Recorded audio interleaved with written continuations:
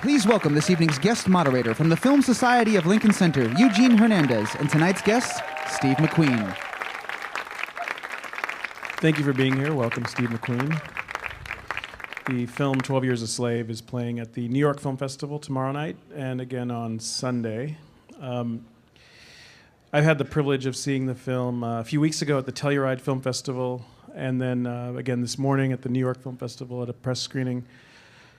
And Steve, you said in Telluride that before you found the book 12 Years a Slave, and we'll talk more about the book and the story in a moment, but you said that before you found the book, you had decided that you wanted to make a movie or write a screenplay, make a movie about American slavery.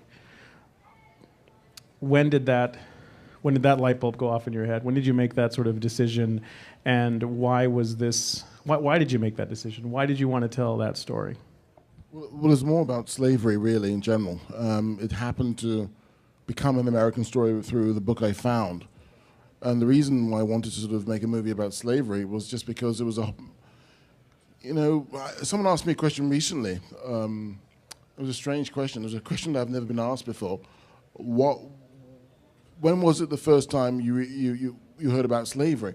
I can't remember as a child. I couldn't remember, but all I remember was a huge sense of shame, a huge sense of, embarrassment, really. And I wanted to sort of overcome that. I wanted to conquer it. I wanted to tame it. I wanted to master it. I wanted to understand it.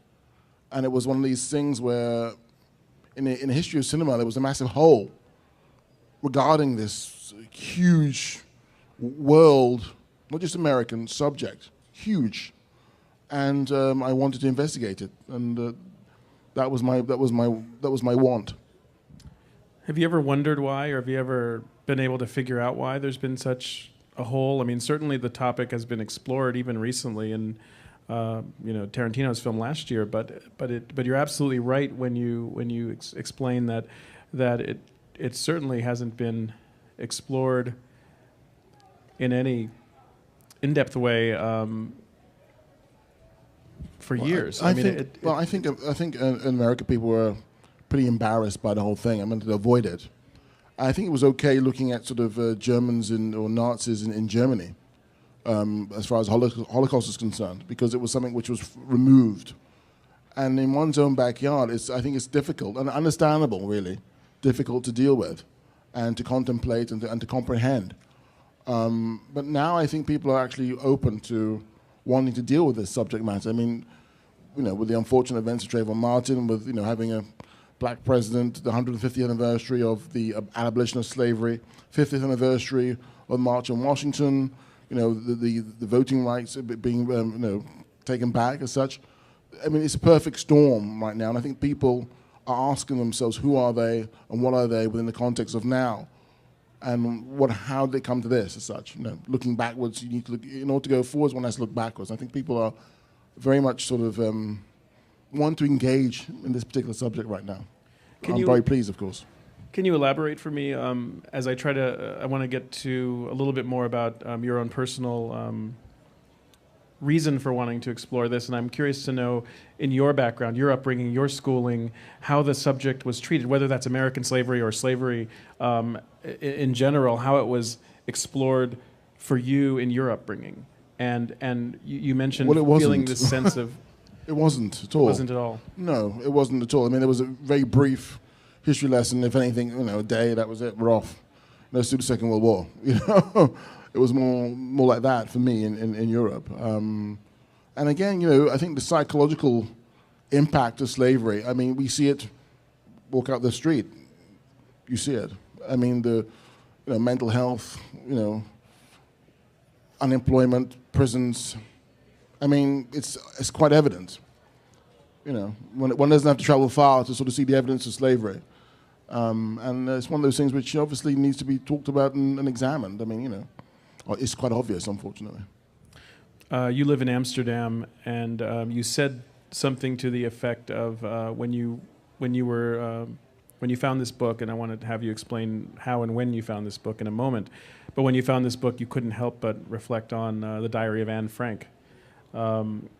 tell me about your wife finding this book and Yeah. handing it to you and that experience. Well, I had the idea, I needed an in onto the subject matter of slavery, and my in was that I had this idea of a free man who gets kidnapped into slavery. And I was working with John Ridley on the script, and it was a bit stagnant. And I was talking to my wife, and she said to me, "Well, why don't you look into the real accounts of slavery?" Duh, obviously. And then we both did some research, and then she found this book, 12 Years a Slave. And she said, "I think I got it." And if anything, that was obviously a huge understatement, because when I had it in my hand and I was reading the book and turning every page became this kind of revelation. How long ago was that? How long ago was it that she found it? 2011, possibly. Oh my! I always acquainted with my son, so yeah. Yeah, how old's Dexter? He's 4, so yeah, okay, 2009. Sorry. Sorry. That's good. So we found the book, and I was very upset with myself, really. Very upset with myself. So how come I didn't know about this book? How did I not know this book? And then I realized no one I knew about this book. And what was interesting about it was 97 years before, Anne Frank's diary, there was this guy called Solomon Northup who wrote this book about slavery, a first-hand account, obviously. And I was just upset with myself. But then, that was it. I had the idea came into 3 dimensions in my hand, and that was the script. There it was. And I thought, okay, let's go for it. As you see in the trailer, and as we've alluded to, but just to be more specific, the film is the story of a man, a northern man, who is kidnapped into slavery, and it's a harrowing. The concept is not only harrowing, but what we witness in this film that he endures is beyond terrifying. Tell me about,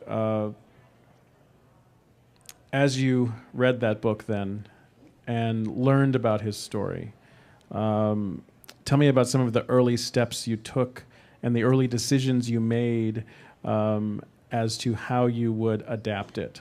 I haven't read it, so I'm wondering about the different directions you could have gone. The main thing, I just want to obliterate a little bit of your question through this one word. It's called love. It's a very odd, interesting, wonderful, challenging, confrontational, upsetting word, because that's the thing what I discovered through reading the book, in a way, that this person and had survived through his love for his family and a certain kind of, how can I say, strength, as it were. And I can't think of, again, with the book, it was a process. It was a process of reading. Again, I think 80% of the dialogue comes from the book because it's so good. It is what it is. I mean, you play with it within form, structure, and of course add scenes and so forth.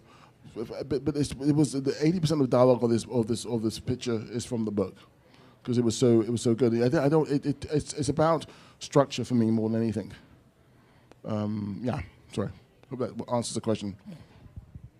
You said something today you said something today about that I hadn't heard. A way you described the film in a way I hadn't heard, but the more I thought about it after, and since heading over here this afternoon, you called the movie science fiction. Yes. Maybe you could elaborate on. Well, when I first, again, it reminded me of Pinocchio. It's in a movie. Obviously, you haven't seen it yet. There's 2 men called Hamilton and Brown, who actually lure Solomon to play in the circus. So it was Pinocchio, and then at the same time reminded me of the Brothers Grimm. Very dark, sort of it's a fairy tale. It's like Hansel and Gretel. You sort of start out, in a happy place. You go through the most darkest place you could think of, and come out again, back home. You wake up. It's like a nightmare, but you dip your toe in something, you come out. So that was interesting to me, because that traditional, go back to structure a little bit, that traditional storytelling structure was there already into the piece itself. So it was there. For me, this whole film was like a fairy tale. Science fiction was the whole idea. When I was thinking of science fiction, the analogy I was thinking about was that if you came down from Earth, if you came down from space onto Earth, there's this book called the Bible, and it's been interpreted in certain ways by 3 different people in a very different way. These people who are slaves, people who aren't slaves. It's a kind of it's so surreal what happened in our recent past that it goes beyond belief. But yeah, it's actually happened. I mean, the reason why I'm sitting here is because people survived. Some of my ancestors survived. That's the reason why I'm sitting here. And they weren't Bruce Willis with a AK-47 and a grenade. Unfortunately, they had to sort of deal with it the way they had to deal with it. And no disrespect to Bruce Willis, who's brilliant. This movie is certainly about this one man's survival, and then that survival, or the intended survival of the people around him over this dozen years. I want to switch topics a slight bit to talk a bit about your own work as a filmmaker and how this you've continued to push the boundaries of I think how, at least it seems to me as a viewer of your films, you seem to be pushing the boundaries for yourself of what cinema is to you. If you look at your short film work, that if people have seen it, they might have seen it in a gallery setting, and then into your feature work, which perhaps feels a little more interior in hunger, and now we, as we move through Shame, and now to this film, I see you at least pushing yourself and your own personal definition of what cinema is.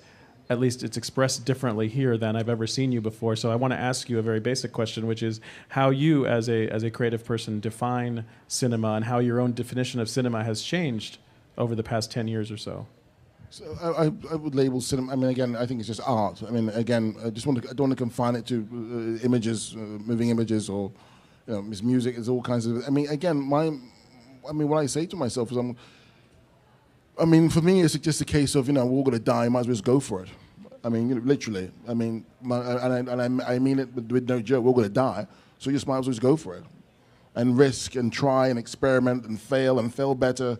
All of these things. I don't mind making myself into a fool, and I'm way not cool, and I'm happy because I'm just trying to sort of make shit happen, whatever it is. I mean, I might have have egg on my face, but through experimenting, through challenging, you somehow think it could get through. Something can actually happen, which you never thought would happen before. So it's all about taking risk in a way, but not for risk's sake, but for the art's sake, because that's what art is. It's about experimenting, trying, failing better.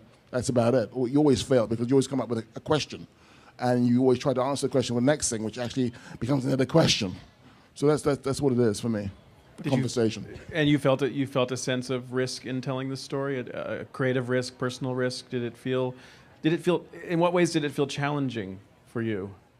I think making a film about slavery, for one. I mean, the subject matter. I mean, the subject matter, the way we shot. Tell us about that. Again, it's one of those things where you're trying to get to something. You're trying to sort of get to a sense of a feel. I mean, again, with the actors, it's kind of, you want the actors to become. It's all about, for me, about rehearsal. Rehearsal is where it actually happens. It's like training for the Olympics, for 4 years, and then the gun goes off, and then you've got to perform. The camera's rolling. What I mean by that is that within rehearsal, you're trying to get to a situation where the characters really, the actors, know the characters. So when they come on set, no matter what they do, it's never a mistake. They become, I said this before, they become spheres. So however they move is correct. They're perfect. That's what you want to get at.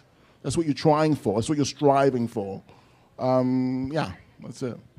As far as actors are concerned, we could go on and on and on and on about other camera and so forth. I've been working with Sean Bobbitt for 13 years, the cameraman. So, me and Sean are pretty close. He's a Texan living in England forever. And it's just a case of, again, I love Sean because he's like a Tai Chi cameraman. If the camera's on the tripod, if the wind blows the camera this way, okay, well, let's go with this. We'll see what happens here. Again, it's allowing, what is it? It's about embracing, really embracing the environment, making it yours, being comfortable in this situation. Because often you write the script and you go to location, everything's different to how you thought it would be. You should embrace it. You make it yours. That's all. In the film, you're painting a portrait of a particular moment in time in the American South. You do that through sometimes extended widescreen images of landscape, sunsets, sunrises, so the color of the sky, the trees, and you're mixing that at times with slave songs, songs of this period sung by slaves. I'm wondering about the portrait that you're trying to paint of the American South at this particular time. Before I forget, because it's pioneering, it's epic. I think, of course, the American landscape. I mean, me from Europe, it's like you come here, it's like everything's so bloody big. It's pioneering. It's. I mean, even with song, with the spirituals, it's pioneering. You hear music now, you know where it comes from. I mean, it's amazing. I mean, we did a lot of research. With Alan Lomax, slave songs. There was an island off the United States, someone will know, where people were still singing those songs. They recorded there, and it's just amazing. So this kind of pioneering within vocals. The sound design is pretty amazing. I'll talk to you about that later. And of course, the visuals. We had to have this wide berth, this girth of image, because it was all about that landscape. The breadth is so huge. Mm-hmm. Yeah, Alan Lomax being the guy that stole those songs. Yes, he basically went out and found these songs and then He was paid by the government. Credited in your credits. He owns all those songs. He does own them. Yeah, that's incredible. I want to take a look at we have a clip. Thank you, by the way, for making me use them, Mr. Lomax. Let's take a look at a clip from 12 Years a Slave, and we'll talk more, and we'll take your questions.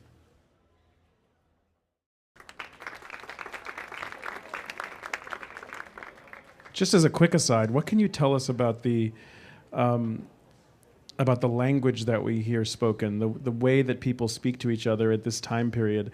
There's a politeness that's at play, even though down below the surface there's horrific things going on. But the language has a very specific kind of, and I thought about it a lot today as I was listening to the film again. What can you tell us about the language of the period and the dialogue of the period? You said that much of it comes from the book itself. Well, it reminds me, it's very, very British in a way, Yeah, it's like saying hello, but at the same time it's saying fuck you. There's a real kind of, undercurrent, undertone, it's polite, it is, there's a certain kind of etiquette. Mm-hmm. Yeah, I quite like that. Yeah. In this scene, you see Solomon, played by Chiwetel Ejiofor. Perhaps you could tell us about why he was right for this role.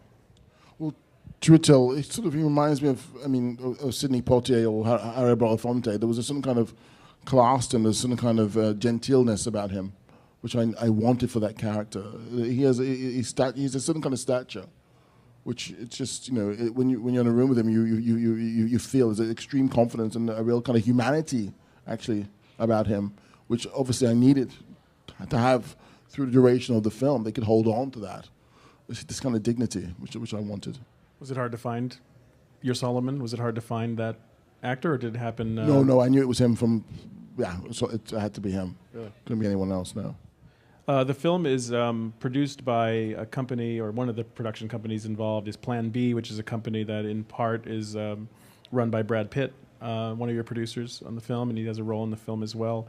A film like this, no doubt, gains a tremendous amount of momentum the moment you have a name like Brad Pitt, either on screen or behind camera.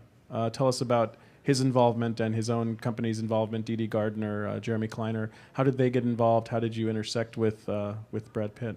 They were kind of fundamental. I think, they chased me after Hunger and wanted to work with me. And that was pretty early. And they wanted to say, what did you want to make? And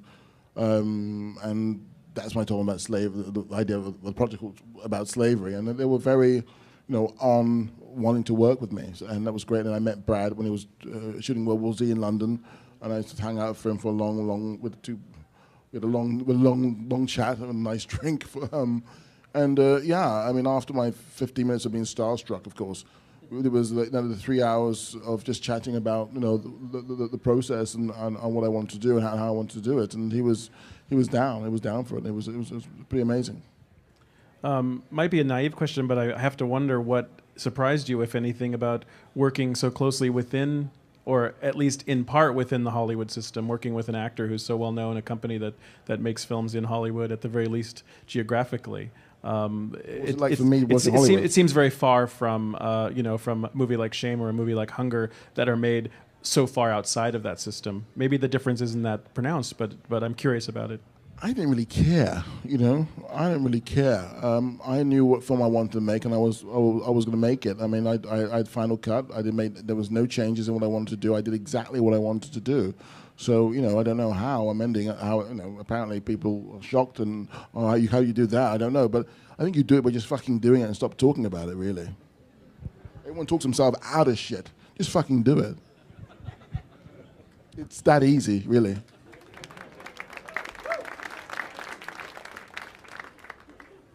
Steve McQueen is celebrating his 44th birthday in 2 days. What are you telling people that for? It's on Wikipedia. It's right there. Oh, no. Oh. Damn. Okay. Sorry. No, not at all. Not at all. I want to take some questions from the audience, and I might throw in a couple more as well. But there's a big crowd here, and for those listening in, we have a podcast that folks will be able to listen to, but we have a big crowd here at the Apple Store in Soho. Thank you. I have a question concerning the score of 12 Years a Slave, which seemed to be very similar to Shame, although there are different composers, Hans Zimmer with this one and the other one. So was this intentional, or? No, not at all. I don't hear the difference. I hear the difference. I don't hear the similarities. No. I don't say about that. I disagree, but interesting. Yeah. I mean, I tell you how it was interesting about working with Hans. Was that Hans Zimmer did a score? Was that we had this first, we had a 5-hour conversation in his studio, then another one, and then another one. It was 15 hours of chat. And then 2 other 3-hour fucking, excuse my language, 3-hour conversations on the phone. And then I went to his studio, and he went, ding. I was, oh man, that was amazing, this one note. And it was a process of him talking about the film. He's very interesting in some ways. It's always about what is the film about, how do we do, the intent, whatever. He's talking. And through the talk came the melody, came the actual song. It was pretty amazing. He's a great. He saved my life, I think, in a way, because he has these musicians, of course, these artists in his studio, and they're all there. They're just walking around, and it's wonderful. Yeah, moving on. Sorry. I had wanted to go. I'm going to throw another question out before we go to the other side, because I had wanted to go backwards at one point. Go on. Do you remember when it was that you decided you wanted to make film? Yeah, I had this girlfriend, and for me, going to the movies was all about sort of girls and hanging out. And you never went to movies on your own, where I come from. Otherwise, you'd be sad. What are you doing on your own in a movie theater? And she was a person who introduced me to sort of cinema in a way. Things like French cinema, Korean, Italian. It was interesting. It was just wow. It was when I was at art school. It just opened my eyes, and it was just one of those things where I saw the possibilities in film. I mean, again, it's like seeing how people sort of eat for breakfast in Japan or France or Germany or United States or Argentina. It was interesting on film, and I just went every day. Saw 2 movies a day for about 5 years of my life. And that changed your practice very quickly? Oh, it changed my world, because the perspective was so huge. Because film allows you to not just talk about the obvious. It lets you talk about the intimate. It's so beautiful, Yeah. Hi. I noticed that you have a terrific professional relationship with Michael Fassbender. It seems that your movies bring out the best in his performances. And it looks like it just sort of developed organically. Are there any other actors that you can see sort of almost having like almost like you have like a set of players for your films. A lot of directors have done that in the past, and for you with Michael Fassbender, it seems to work beautifully. Is there anybody else you're interested in having a repeat relationship with, where we could sort of look forward to seeing them in more of your films? Again, you're correct to say these things happen organically. It's like falling in love. You don't choose; it just happens. Like wow, boom. It's like okay. So with Michael, it was like that. And again, I would say, only time I ever had that, again, it's unpredictable. I mean, there's people like Chiwetel Ejiofor, there's Paul Dano, there's Lupita Nyong'o, who's amazing. He's always great actors. Paul Giamatti. I mean, there's always amazing actors that who knows. Again, a relationship could actually develop. I mean, with Lupita, for example, that was the first time she was on you haven't seen this actress. She's actually amazing. She plays a character called Patsy, who's incredible. Basically, A Star Is Born. We auditioned over 1,000 women for this role, and I was at a time where I didn't think I would get this actress. I would get the right person for this part, and she just came and blew me away. And she's A Star Is Born. She's going to be a huge talent. So possibly, I don't know. Who knows?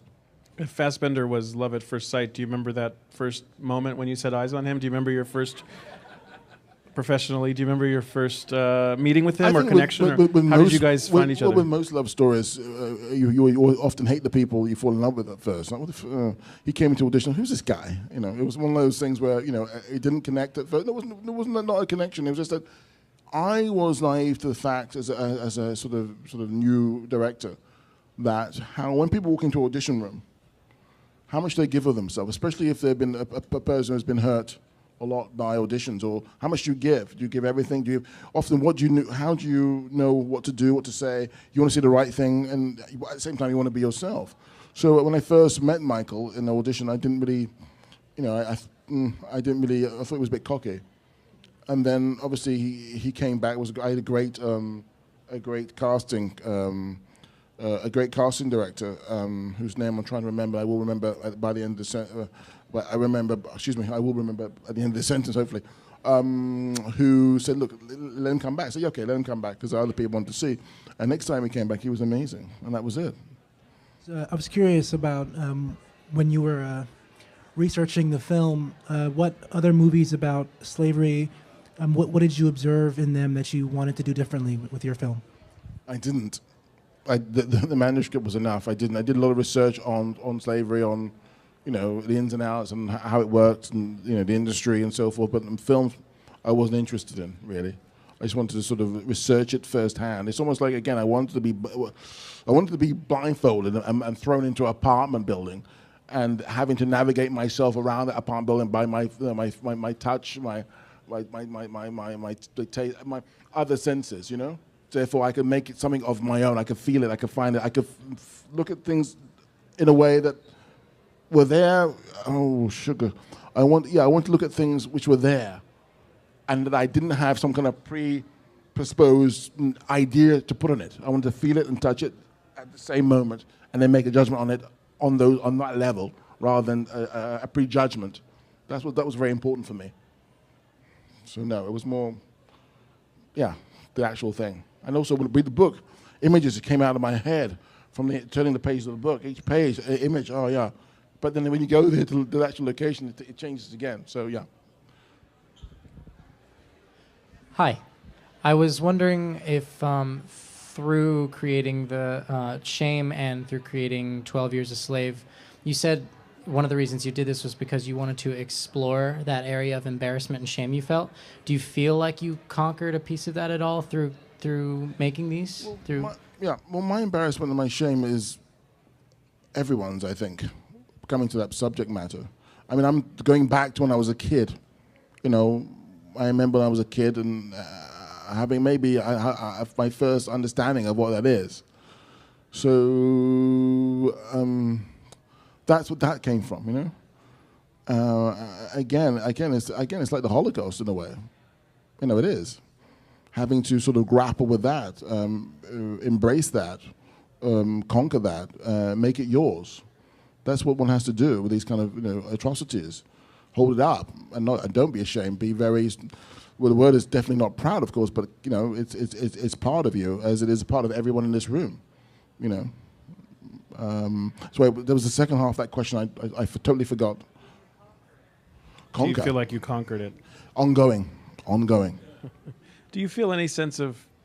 I'm curious to know what kind of sense of responsibility or a burden you feel as you're tackling a subject such as this that has been ignored, but it is so loaded. Or do you have to kind of put that out of your mind and just kind of push forward? And how do you push that out of your? I don't care. You know, I really don't care, and I just don't give a fuck.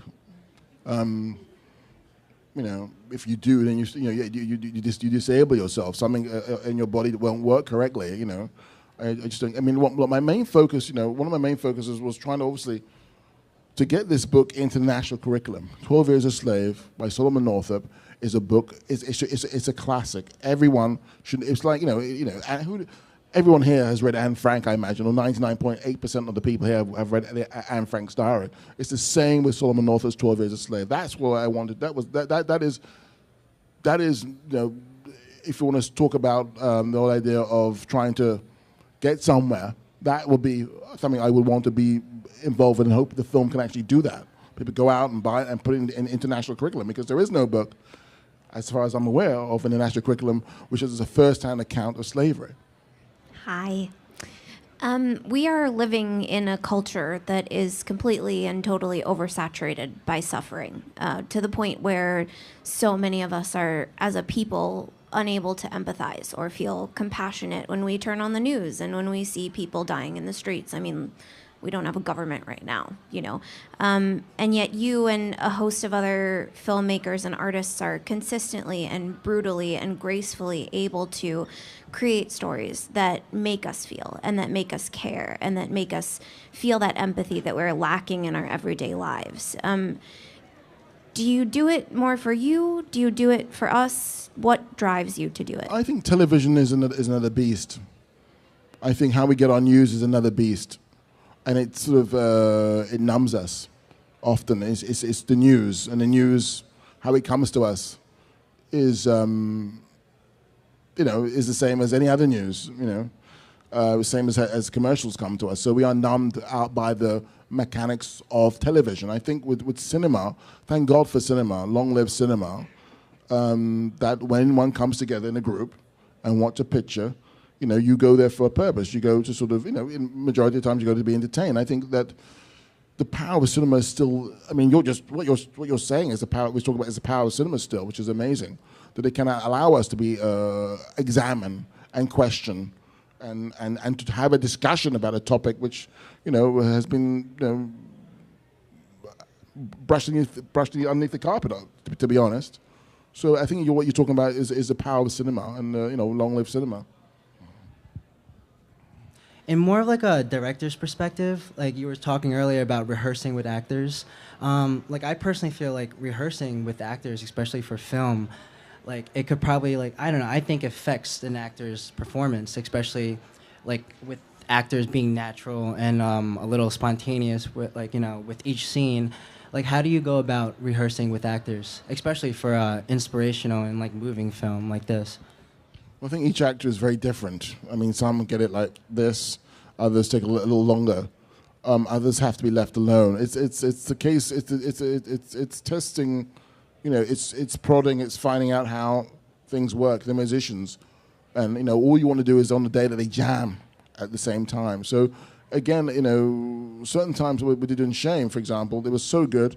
I ended the rehearsals after 3 days. Okay, the plane's taking off the runway here. Let's just leave it and wait till we're on set. Here, took a little longer because people had to get the dialogue, had to get the dialect, had to get the sort of they were there for a while to get the heat, understand what the heat does to you.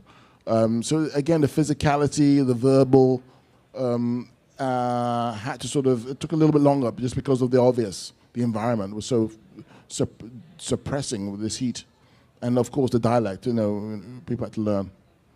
So yeah, it's different. It's always different for different people. Thanks. Steve, you've had the opportunity to work with so many great actors. and I know you just said that they're all very different and everyone works very differently. Do you find that there's something that separates them from, I don't want to say not great actors, but what is that takes them to a different level of work?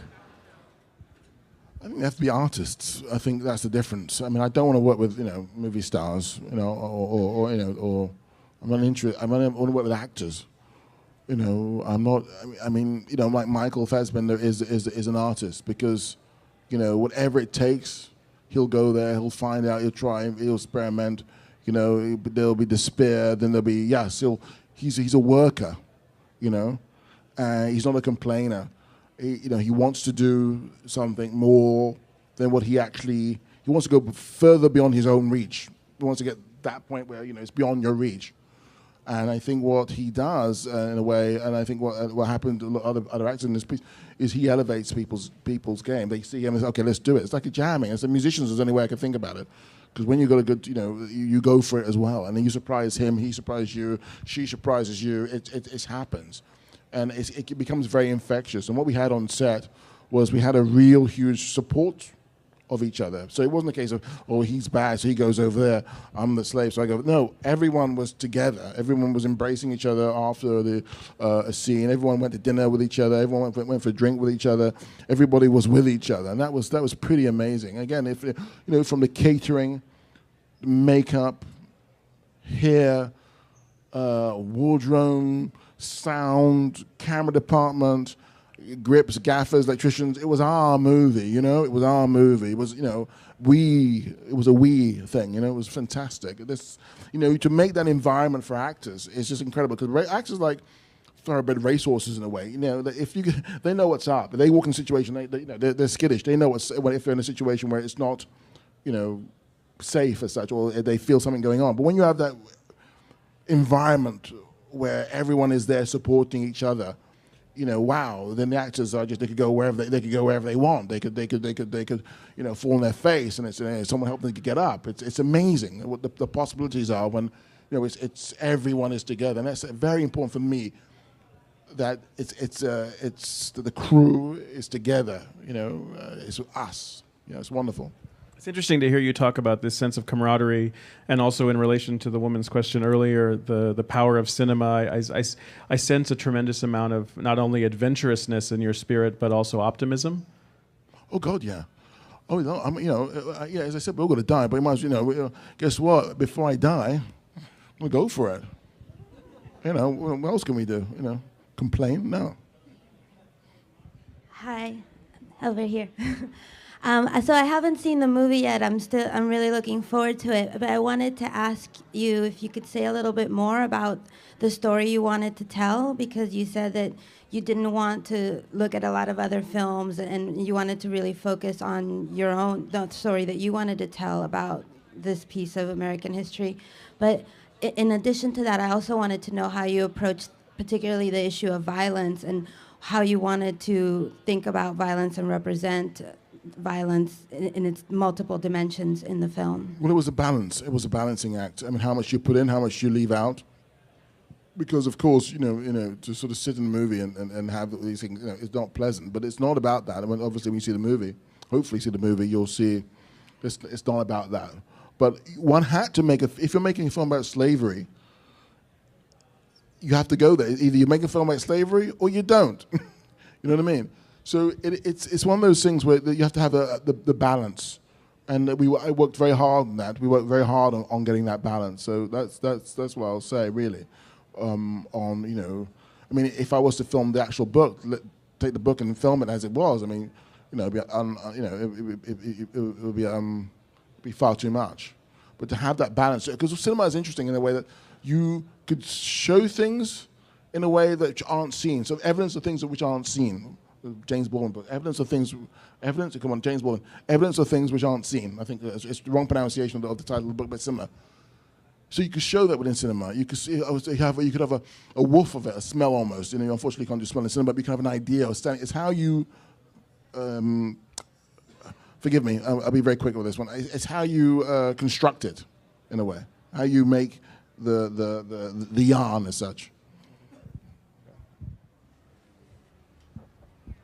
I thought it was fascinating how you had one scene where the Bible is used to justify slavery, and another scene where the slaves are talking about how the Bible suggests liberation.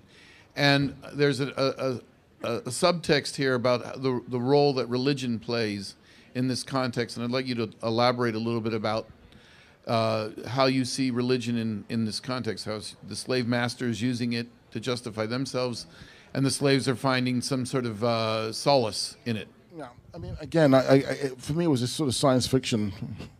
For me, as an explanation, of this book, which is called like the Bible, and like people use it to say different things about this book. It's odd. For me, it was a very oddity. It wasn't.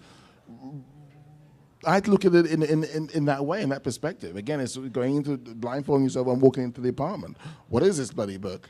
And this person's saying this about this book, this person's saying this thing about it in this book, there's people saying this thing about this book, and these other people are singing this song, I mean, about, with the sort of roll, drawn, and roll.